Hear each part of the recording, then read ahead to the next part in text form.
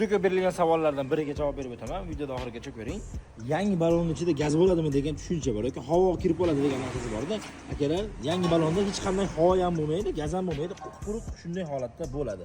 Hech qanday bunda gazi yo'q yoki havosi yo'q. Armaturadan qataramiz, undan keyin zapravkaga borib gaz damlab keladi.